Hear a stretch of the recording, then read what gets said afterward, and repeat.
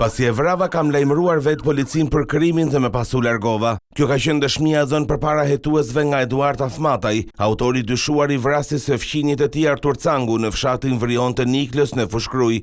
33 vjeçari arrestuar pa kaluar 24 orë nga krimi i rënd, ka shpjeguar të gjithë dinamikën përpara grupit hetimor në lidhje me vrasjen e 48 vjeçarit, me të cilën prej disa kohësh kishte konflikte për shkak të pronave. Afmataj deklaroi se fillimisht mes tyre ka patur një konflikt verbal dhe më pas sipas autorit, viktima e ka goditur me një kos të vogël në krah.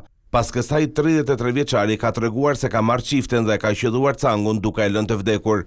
Menjëherë pas krimit e ka lajmëruar policin, duke i treguar për ngjarjen dhe më pas është larguar. Autori u arrestua në një zonë të thellë malore, ku ishte fshehur në një banesë të braktisur, ndërsa gjatë kapjes nuk ka bërë asnjë rezistencë.